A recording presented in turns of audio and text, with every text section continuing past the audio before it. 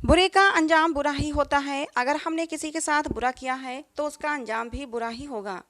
अगर हम ये इच्छा रखें कि हमारे बुरा करने के बाद भी हमारे साथ अच्छा होगा, तो ये हमारी गलतफहमी है। जो बोया है वही काटना पड़ेगा। मेरा नाम सविता है। मेरी उम्र इस वक्त 40 साल हो चुकी है। मेरे पापा एक टीचर थे और एक कॉलेज में पढ़ाया करते थे। जब मैं 3 साल की थी तभी मेरी माँ हार्ट अटैक आने की वजह से मर गई थी। मुझे तब पता नहीं चला था कि आखिर मेरी माँ इतनी छोटी उम्र में अटैक आने से कैसे मर गई, क्योंकि इतनी छोटी उम्र में अटैक आना कोई मामूली बात नहीं थी। लेकिन मैं इस बात को कभी जान ही नहीं पाई कि आखिर मेरी माँ को क्या परेशानी थी। मैं उस वक्त बहुत छोटी थी और अपनी माँ के बिना रहने के बारे में मैं सोच भी नहीं सकती थी। मैं दिन भर रोया करती, कमरे में घुसी रहती, ना खाती ना पीती, ना ही बच्चों के साथ खेलती। सब घर वालों मेरे पापा से कहने लगे कि दूसरी शादी कर लो। पहले तो मेरे पापा नहीं माने। मैं 6 साल की हो चुकी थी। एक दिन मैं जब स्कूल से आई तो मेरे हैरत की हद ना रही जब दादी ने मुझे मेरी सहेली के घर भेज दिया। मुझे बहुत ज़्यादा हैरत हो रही थी। उसी सहेली से मेरी दादी कितना चिढ़ती थीं। मुझसे कहती कि तू अपनी इस सहेली से दूर रहा कर, इसकी आदतें मुझे पसंद नहीं। और आज उसी सहेली के घर मुझे भेज दिया था। समझ नहीं आ रहा था कि वही गंदी सी सहेली दादी को इतनी पसंद कैसे हो गई थी। खैर, मैं खुशी खुशी अपनी सहेली के घर चली गई। रात के समय जब घर आई तो घर में खूब सारी चहल पहल थी। मुझे ये सब बहुत अजीब लग रहा था। घर में इतने सारे लोग क्यों थे और ये सब कहाँ से आए थे? मैं इनमें से किसी को भी नहीं जानती थी। इतने सारे लोगों के बीच दो लोगों को देखकर मैं और भी ज़्यादा हैरान हो गई। दो लोग सजे सवरे दूल्हा दुल्हन बने बैठे थे। मेरी पहली नज़र अपने पापा पर गई थी जो दूल्हा बने बैठे थे। अपने पापा को दूल्हा के रूप में देखकर मेरे पैरों के नीचे से जमीन निकल गई थी। मैं इतनी छोटी भी नहीं थी। वक्त और हालात ने मुझे समय से पहले ही समझदार बना दिया था। फिर मैंने पापा के साथ बैठी उस औरत को देखा जो देखने में बहुत ही सुंदर लग रही थी। मेरी आंखें हैरत से फटी की फटी रह गईं जब दादी ने पापा के साथ उस औरत को एक कमरे में भेज दिया। मुझे तो कुछ समझ ही नहीं आ रहा था कि क्या हुआ। ऐसा जुल्म जो सबने मुझ पर कर दिया था। मेरी दादी ऐसे ही किसी अनजान औरत को मेरी माँ का दर्जा कैसे दे सकती थीं? मैं चीख चीख कर दादी से पूछने लगी, दादी, कौन है ये औरत? आपने क्यों उसे मेरी माँ के कमरे में भेज दिया? वो मेरी माँ और पापा का कमरा है। मेरी माँ के अलावा उस कमरे में कोई और नहीं जा सकता। दादी ने मुझे चुप कराया और कहा, अब वही तेरी माँ है। तेरे पापा का घर बसाने के लिए हमने तेरे पापा की शादी कर दी है। तेरे पापा का घर बस जाएगा, तेरे पापा खुश रहेंगे, तभी तो तू भी खुश रहेगी ना। आखिर तुझे भी तो माँ मिली है। मुझे दादी की कोई भी बात समझ नहीं आ रही थी। बस इतना समझ आ रहा था कि वो नई औरत जो अभी अभी मेरे माँ के कमरे में गई थी, मैं उसे माँ का दर्जा नहीं दे सकती थी। ये मेरे लिए बहुत बड़ा गम था कि मेरे पापा ने शादी कर ली। मैं रोती रोती अपने कमरे में चली गई और सारी रात मैं दादी से चिपकी लेटी रही और इसी सोच में रात गुजार दी कि पापा ने दूसरी शादी क्यों की। अगले दिन मैं सोकर उठी तो मेरे लिए मुश्किलों भरा दौर शुरू हो चुका था। मेरी नई माँ का रवैया मेरी समझ के बिल्कुल बाहर था। मैं सोकर उठी और फ्रेश होकर नाश्ते की टेबल पर बैठ गई। मैं देख रही थी कि मेरी नई माँ घर के नौकरों पर ऐसे हुक्म चला रही थीं जैसे वही यहाँ की पहली मालकिन है और न जाने कब से इस घर को संभालती आ रही है। मुझे अपनी माँ का ये रवैया बिल्कुल पसंद नहीं आया। मेरी अपनी सगी माँ तो घर का चाहे कोई नौकर ही क्यों ना हो, कभी भी उससे तेज आवाज़ में बात नहीं करती थी। मुझे उस नई औरत को माँ कहते हुए भी शर्म महसूस हुई थी।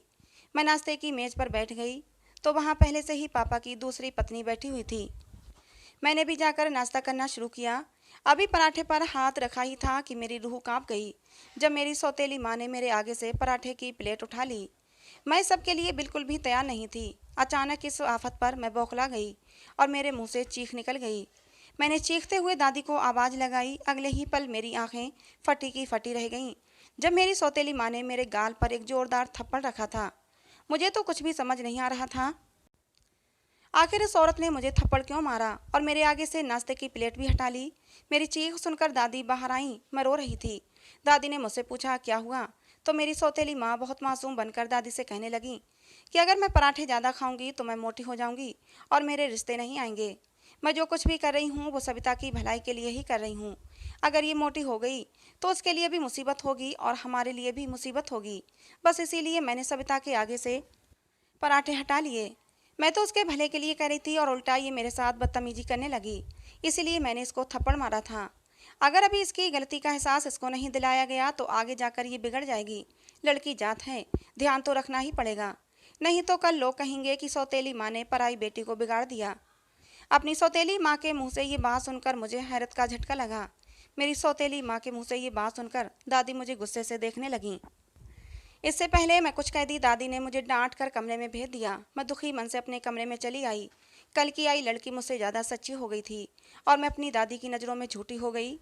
रात के समय जब पापा घर आए तो मैंने उनको बताना चाहा, लेकिन मेरी सौतेली माँ ने पापा को अपने ध्यान में लगा लिया ताकि मैं उनको कुछ बता ना सकूं। मैं जब भी पापा से कहने के लिए कुछ मुंह खोलती, मेरी सौतेली माँ उन्हें अपनी बातों में लगा लेती और मेरे पापा मेरी तरफ ध्यान देने की बजाय मेरी सौतेली माँ की बातें ही ध्यान से सुन रहे थे। कई सारे दिन ऐसे ही गुजर गए। पहले वाली बहारें अब ख़त्म हो चुकी थीं। माँ की छाँव धूप में बदल चुकी थी। पहले माँ मेरे खाने पीने का ध्यान रखा करती थी, अब मेरी किसी को परवाह नहीं थी। पापा भी सारा दिन काम में बिजी रहते और जब घर आते तो मेरी सौतेली माँ उन्हें अपने कामों में उलझा कर रखती। समय ऐसे ही गुजरता गया। मेरा अपने ही घर में अब कोई इज्जत नहीं थी। पापा की नई शादी के 1 साल बाद ही मेरी दादी भी मुझे इस दुनिया में अकेला छोड़कर चली गईं। अब तो पापा मुझ पर और भी ध्यान नहीं देते थे। मेरी नई माँ के पीछे लगे रहते। मैं कुछ कहती तो मुझे डांट कर भगा देते। मैं अपनी माँ को याद करके रोती रहती तो मुझे रोने भी ना दिया जाता। जब मैं अपना दिल हल्का करने के लिए रोती थी तो मेरी सौतेली माँ मेरे पापा के कान भर देती कि मैं सविता को इतना प्यार करती हूँ, फिर भी वो अपनी माँ को याद करके रोती है। आने जाने वाले को ये जताना चाहती है कि मैं इस पर जुल्म करती हूँ। और फिर पापा मुझ पर खूब गुस्सा होते, मुझे खूब डांटते और कभी कभी तो मेरे पापा मुझ पर हाथ भी उठा देते। मेरी सौतेली माँ अपने मकसद में कामयाब हो चुकी थी। घर में उसी का हुक्म चलता, जो चाहती वही होता। मेरे पापा मेरे खिलाफ हो गए थे। बहुत मुश्किल से मैंने कॉलेज में दाखिला लिया तो मेरी जान छूटी। मैंने हॉस्टल में रहने का फैसला घर में सुना दिया। पहले तो मेरी सौतेली माँ इस बात के लिए नहीं मानी, लेकिन फिर यहाँ पर पापा ने मेरी साइड ली और मुझे हॉस्टल में एडमिशन मिल गया। अब मैं घर बहुत कम आती थी। इस बात पर भी मेरी सौतेली माँ ने खूब बावेला मचाया था, लेकिन पापा ने मुझे इस बात के लिए कभी फोर्स नहीं किया कि मुझे कहाँ रहना है। एक बार मेरा इरादा घर पर ही रात बिताने का था, इसलिए मैं घर पर ही रुक गई। रात को जब मुझे कमरे में घुटन महसूस हुई तो मैं बाहर आ गई। थोड़ी चहलकदमी करने के बाद जब मैंने अपने कमरे में जाने का सोचा तो मेरी नज़र पापा के कमरे पर पड़ी, जो मेरे कमरे से 2 कमरे छोड़कर था। दरवाज़ा हल्का सा खुला होने की वजह से अंदर से रोशनी आ रही थी। मेरे पापा को रात को लाइट ऑफ करके सोने की आदत थी। मुझे अंदाजा हुआ कि शायद पापा जाग रहे हैं, तो दिल में एक छोटी सी ख्वाहिश हुई कि क्यों ना पापा के साथ जाकर कुछ बातें करूं। यही सोचकर मैं कमरे में चली आई, जहां पापा कोई किताब पढ़ने में बिजी थे और मेरी सौतेली माँ उनके पास बैठी कुछ बातें कर रही थीं। अभी कमरे के अंदर पैर भी नहीं रख पाया था कि मेरी सौतेली माँ की बात सुनकर मेरे रोंगटे खड़े हो गए। मेरी सौतेली माँ मेरे पापा से कह रही थीं कि आप सविता को घर पर ही रखा करें, उसे हॉस्टल में मत रखें। मेरी माँ की बात सुनकर मेरे पापा बोले, अच्छा है वो हॉस्टल में ही रहे, कम से कम उससे जान तो छूटी है, वो भी अपनी माँ की तरह है। वैसे भी मैं अब उससे बोलने वाला हूँ कि अपनी पढ़ाई बढ़ाई छोड़े और अपनी नौकरी करे, खुद कमाए खुद खाए। इतना पढ़ा लिखा दिया, ये क्या कम है। घर पर कम रहे यही अच्छा है, क्योंकि घर में रहेगी तो घर में लड़ाई झगड़ा ही करवाएगी। वो बिल्कुल अपनी माँ पर गई है। उसकी माँ को भी मेरी कोई परवाह नहीं थी और ना ही बेटी को है। अपने पापा की बात सुनकर मुझे गहरा सदमा लगा था। मुझे ऐसा लगा अपने ही घर में मुझे हर चीज़ काटने को दौड़ रही है। मैं पापा के बारे में क्या सोचती थी और पापा मेरे बारे में क्या सोच रहे थे। मेरी आंखों में आंसू आ गए। मैं चुपचाप अपने कमरे में आ गई। बस नहीं चल रहा था किसी वक्त तो हॉस्टल वापस चली जाऊं। पापा की बात सुनकर अब मुझे नई फिक्र लग गई। अभी तो मेरी पढ़ाई भी कंप्लीट नहीं हुई थी और अधूरी पढ़ाई के साथ मुझे नौकरी कौन देता। पापा तो अब मेरा खर्चा उठाने के लिए बिल्कुल भी तैयार नजर नहीं आते थे। मैं सुबह होते ही हॉस्टल वापस आ गई। मेरी रूममेट एक जॉब करती थी। मैंने उससे बात की तो उसने मुझे भी अपने ऑफिस में नौकरी पर लगवा लिया। सैलरी ठीक ठाक थी, इससे मेरी पढ़ाई और महीने का खर्चा आसानी से निकल रहा था। लेकिन अब मुझे रहने का भी इंतजाम करना था। सारी ज़िंदगी तो हॉस्टल में नहीं रह सकती। फिर मैंने बच्चों को ट्यूशन पढ़ाना शुरू कर दिया। कुछ ही दिनों में मेरे पास इतने सारे स्टूडेंट्स हो गए कि मुझे हैरत होने लगी और हैरत के साथ साथ खुशी भी महसूस हुई।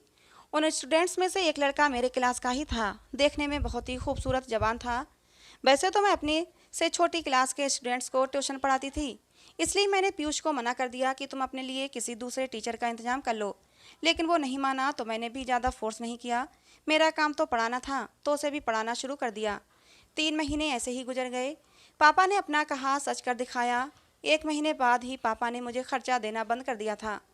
मेरा क्लासमेट पीयूष मेरा बहुत ख्याल रखता था। पहले पहल मुझे लगा कि वो मेरी फ़िक्र करता है, वो मेरा दोस्त बन गया है, इसलिए मेरी इतनी परवाह करता है। लेकिन एक दिन मेरे हैरत की हद न रही जब उसने मुझसे अपनी मोहब्बत का इजहार किया और कहा कि वो मुझसे शादी करना चाहता है। वो भी मेरी तरह पार्ट टाइम जॉब करता था। उसकी फैमिली में बस एक बहन थी जो उसके साथ रहती थी। घरबार की तरफ से काफ़ी अमीर था। उसके माता पिता की एक कार एक्सीडेंट में मौत हो गई थी। पीयूष के माता पिता की मौत के बाद उसके रिश्तेदारों ने पीयूष को और उसकी बहन को बिल्कुल ही छोड़ दिया था। किसी भी रिश्तेदार ने उन दोनों का साथ नहीं दिया था। फिर उसने भी उन लोगों से सारे रिश्ते नाते ख़त्म कर लिए और अपनी बहन की उसने शादी भी कर दी। उसको मैंने भी अपनी कहानी सुना दी थी। पीयूष ने जब मुझे शादी के लिए प्रपोज किया तो मैं फ़ौरन मान गई। उसने मुझे समझाया कि शादी करने से पहले एक बार अपने माता पिता से पूछ लो। पीयूष के समझाने पर मैं एक दिन के लिए घर गई। घर पर पापा की हालत देखी तो मैं बहुत ज़्यादा डर गई। पापा की हालत बहुत ज़्यादा अजीब हो रही थी। वो अजीब सी बहकी बहकी बातें कर रहे थे। ऐसा लग रहा था जैसे वो अपने होश में नहीं थे। मेरी सौतेली माँ भी उस समय घर पर नहीं थी, पता नहीं कहाँ गई हुई थी। शाम होते होते पापा की तबीयत थोड़ी ठीक हुई तो मैंने पापा से अपने मन की बात कहनी चाहिए। मैंने अपने पापा की आंखों में अजीब सी बेचैनी देखी थी, जैसे वो कुछ कहना चाहते हों लेकिन कह नहीं पा रहे थे।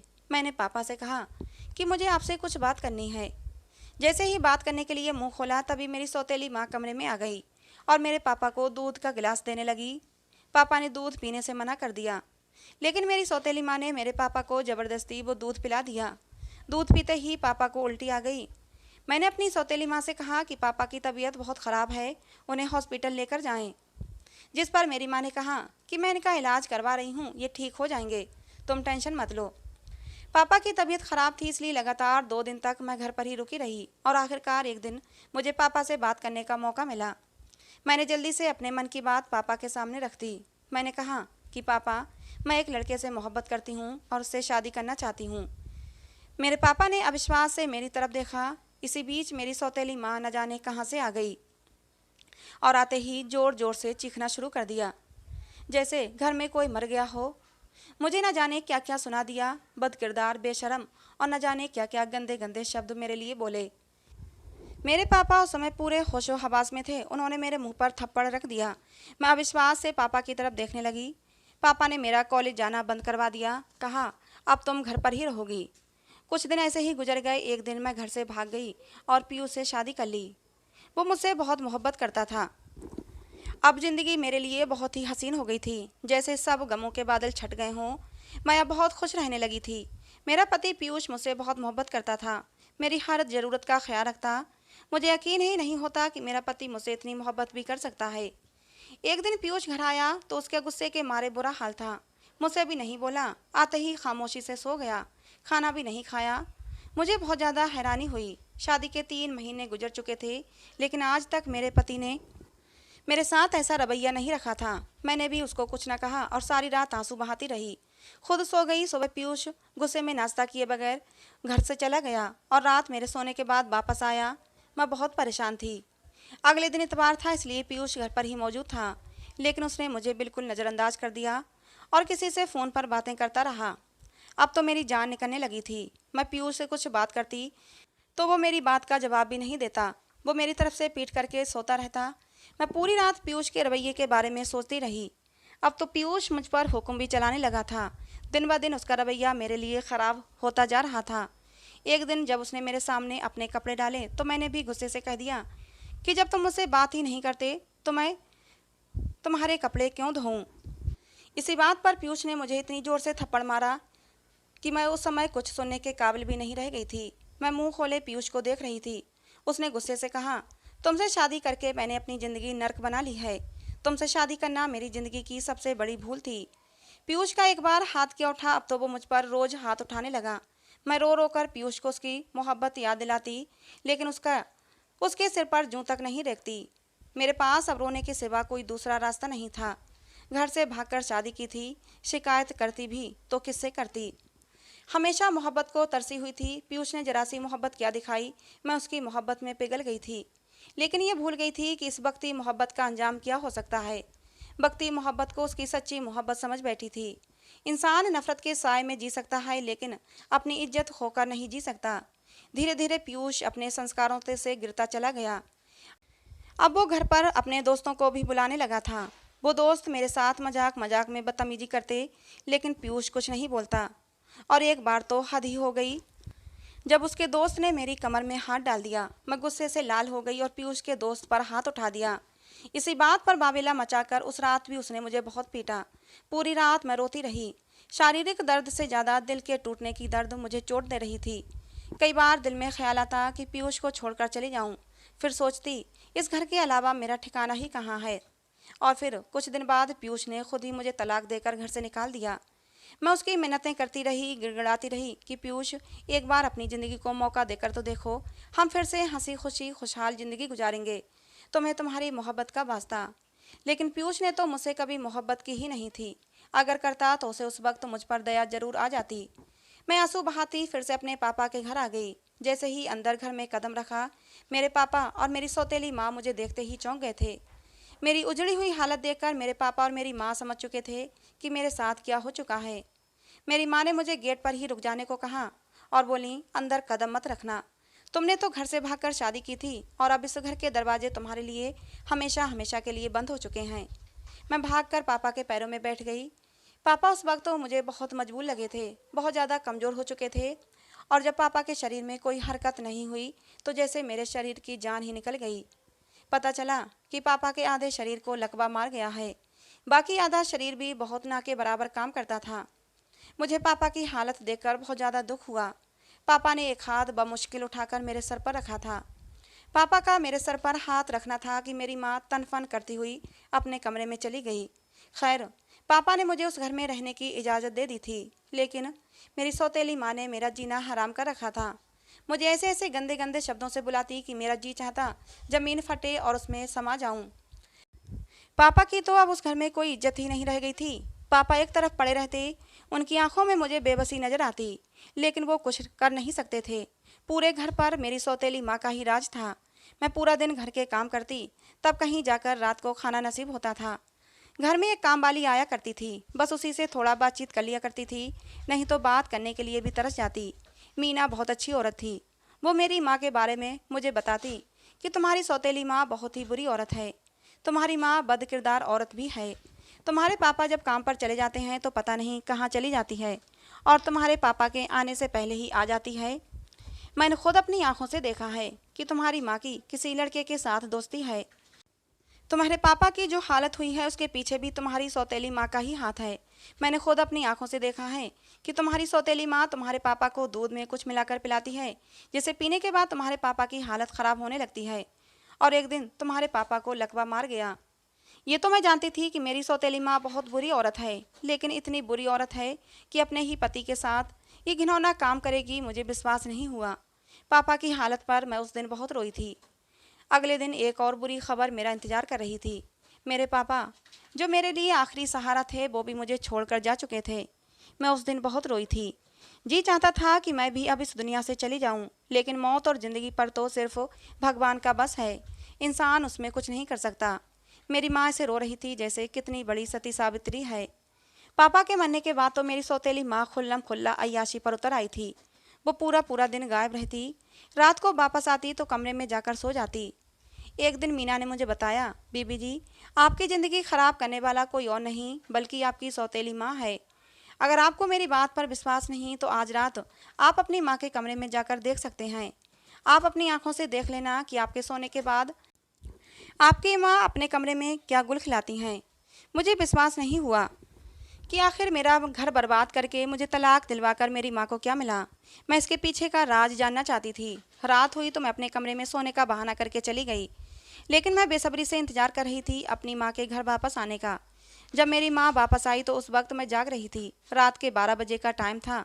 मेरी माँ के साथ कोई और भी आया था, लेकिन उस इंसान की शक्ल मैं देख नहीं पाई थी। वो दोनों कमरे में चले गए। मैं पीछे पीछे गई और खिड़की की दराज से देखा। वो जो कोई भी इंसान था, मेरी माँ उसकी बाहों में बैठी हुई थी। ये देखकर ही मुझे हैरत का एक तेज झटका लगा था। मेरी माँ इस हद तक गिर जाएगी कि घर में ही अय्याशी करने लगेगी, मैंने कभी सोचा नहीं था। आने वाले इंसान की मेरी तरफ से पीठ थी। मैं देखना चाहती थी वो इंसान कौन है, और जब उस इंसान को मैंने देखा तो जैसे मेरे सिर पर आसमान गिर पड़ा। वो कोई और नहीं बल्कि पीयूष था। इसका मतलब मेरी माँ के प्यार के चक्कर में पड़कर पीयूष ने मुझे छोड़ दिया था। मुझे समझते देने लगी कि मेरी माँ ने ही पीयूष के साथ चक्कर चलाकर मेरा घर बर्बाद किया था। मैं वापस लौट आई और बेड पर गिरकर जोर जोर से रोने लगी। अगले दिन जब रूटीन के अनुसार मेरी माँ बाहर चली गई तो मैंने अपने माँ के कमरे की तलाशी ली। आखिर मेरी माँ ने मेरे साथ ऐसा क्यों किया, मैं जानना चाहती थी। मैं तो उनकी ज़िंदगी से चली गई थी, उन्हें तो खुश होना चाहिए था कि अब मैं उनकी ज़िंदगी में दोबारा नहीं आऊँगी। लेकिन पीयूष से तलाक करवाकर उन्होंने तो मुझे अपने घर में ही हमेशा हमेशा के लिए बिठा लिया था। आखिर उन्होंने ऐसा क्यों किया। मैंने अपने माँ के पूरे कमरे की तलाशी ले डाली। फिर मुझे एक ऐसी चीज़ मिली जिससे मुझे सब कुछ समझ आ गया कि आखिर मेरी माँ ने ये सब क्यों किया था। मेरे हाथ कुछ पेपर लगे जिसमें पापा ने अपना पुश्तैनी मकान और ज़मीन जायदाद मेरे नाम कर दी थी। उसमें पापा की लिखी एक डायरी भी थी जिसमें पापा ने लिखा था, सुरेश यानी मेरे पापा, उनकी शादी सबसे पहले मेरी सौतेली माँ ममता से ही होने वाली थी। मेरी सगी माँ रूपा और मेरी सौतेली माँ ममता दोनों आपस में बहनें थीं। लेकिन ममता किसी और से शादी करना चाहती थी, वो सुरेश से शादी नहीं करना चाहती थी। फिर उसे ठीक पहले ममता अपने आशिक के साथ भाग गई। घर वालों ने अपनी इज्जत बचाने के लिए मेरी माँ रूपा को मंडप पर बिठा दिया। लेकिन ममता के आशिक ने जिस जगह ममता को बुलाया था वो वहाँ पर नहीं आया। बहुत देर इंतजार के बाद आखिर ममता घर आ गई।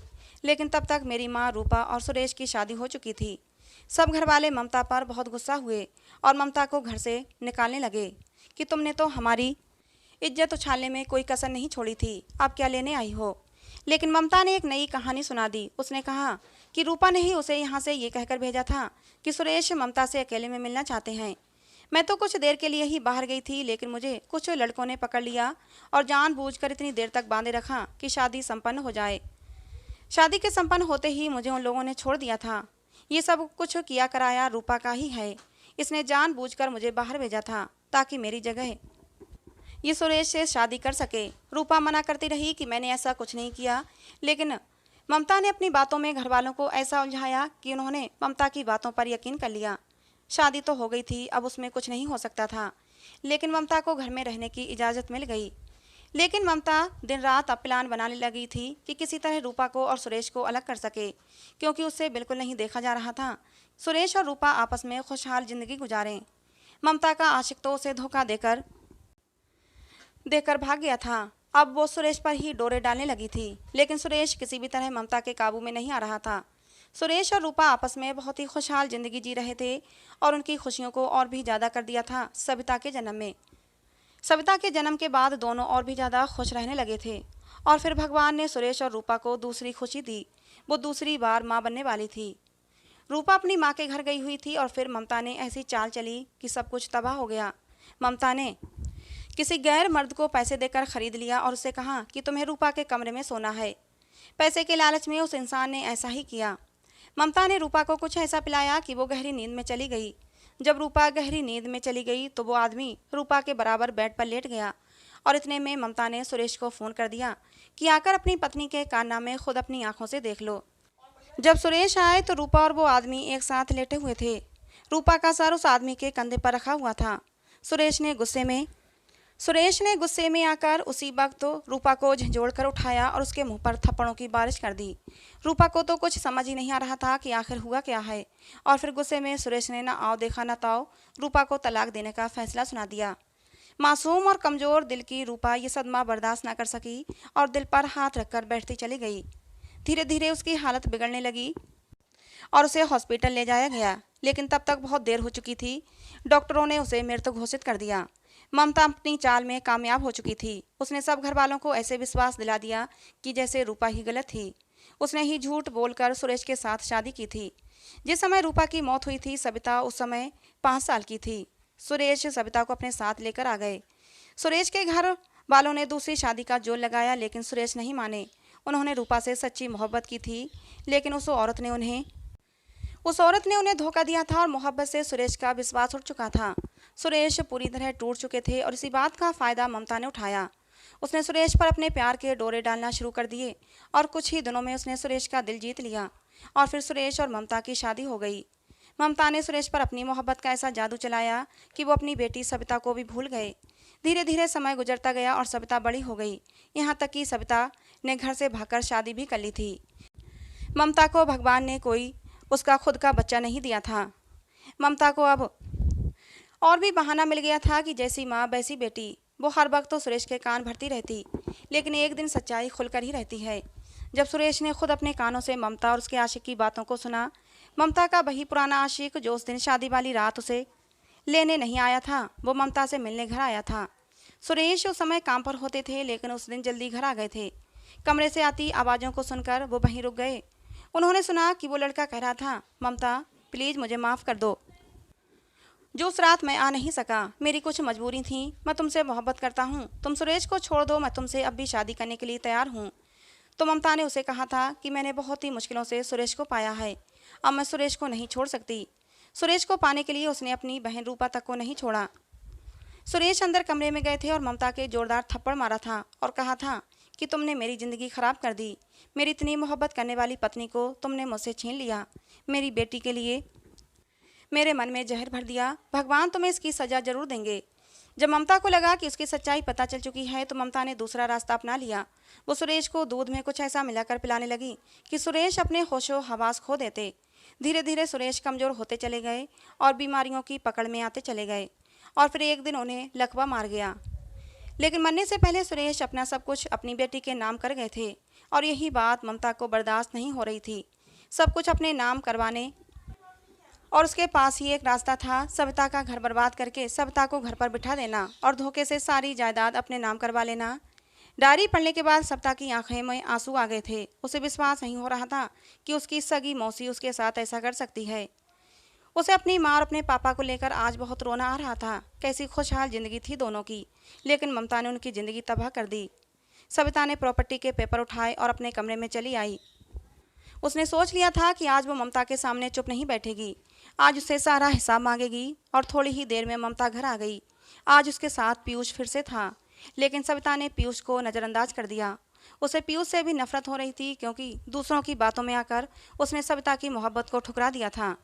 जैसे ही ममता घर आई, सविता चीख पड़ी, बताओ क्यों किया तुमने ऐसा, क्यों मारा मेरी माँ को और क्यों मारा मेरे पापा को, क्यों बर्बाद की मेरी ज़िंदगी। तुम्हारे दिल में दिल नहीं, क्या उसकी जगह पत्थर है।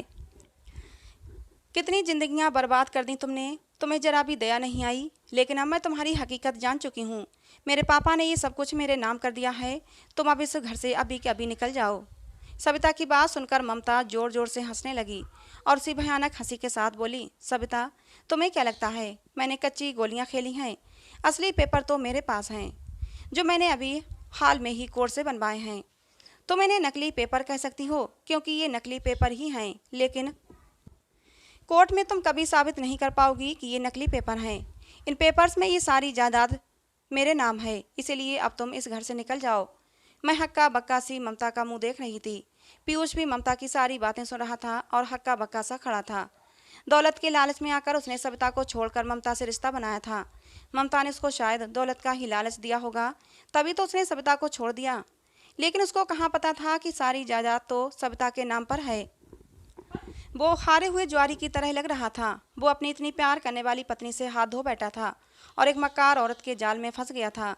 सविता के पास और कोई रास्ता नहीं था। ममता ने उसे हाथ पकड़कर घर से बाहर निकाल दिया। सविता के पास और कोई ठिकाना नहीं था। वो अनाथ आश्रम में चली आई, वहाँ पर छोटे बच्चों को पढ़ाने लगी और फिर वहीं पर नितिन और सविता की मुलाकात हुई। नितिन को सविता की सादगी पसंद आ गई थी। नितिन ने सविता के सामने शादी का प्रपोजल रखा। उसने सविता से कहा, मैं शादीशुदा हूँ, मेरी पत्नी को गुजरे 8 साल हो चुके हैं, मेरी 9 साल की छोटी सी बच्ची है, मेरी बच्ची को माँ की ज़रूरत है और मुझे भी एक सच्चे जीवन साथी की ज़रूरत है। क्या तुम मेरी बच्ची की माँ और मेरी जीवन साथी बनना पसंद करोगी? ममता को नितिन की आंखों में सच्चा प्यार नजर आया था। उसकी आंखों में आंसू आ गए। एक बार पहले भी वो मोहब्बत के नाम पर धोखा खा चुकी थी, लेकिन इस बार सिर्फ मोहब्बत का सौदा नहीं था, इसमें नितिन की कुछ मजबूरी थी। उसे अपनी बच्ची के लिए माँ की ज़रूरत थी और सविता को ये सौदा घाटे का नहीं लगा। उसने झट हाँ कर दी। सविता और नितिन की बहुत ही सादगी से शादी हो गई। उसने रिया को बिल्कुल अपनी बच्ची की तरह पाला। रिया भी बहुत जल्दी ही सविता से घुल मिल गई और उसे माँ कहने लगी। सविता की शादीशुदा खुशहाल ज़िंदगी को अब 10 साल गुजर चुके थे। सविता अब अपनी ज़िंदगी में बहुत खुश थी। एक बार सविता और नितिन मंदिर में कुछ भिखारियों को खाना खिला रहे थे और सविता के पैरों से ज़मीन सरक गई जब उसने ममता को भी भिखारियों की लाइन में खड़ा देखा। ममता की हालत बहुत ख़राब थी, वो बहुत बीमार लग रही थी। ममता की हालत देखकर सविता का दिल कांप गया। भगवान ने ममता को उसके कर्मों की सजा दे दी थी। बाद में सविता को पता चला कि पापा ने अपने काम के लिए बैंक से कुछ लोन लिया था, जिसकी किस्तें समय पर न पहुंचने की वजह से बैंक का कर्ज बहुत ज़्यादा हो चुका था और बैंक ने अपना पैसा वसूलने के लिए पापा की सारी जायदाद नीलाम कर दी। ममता खाली हाथ रह गई।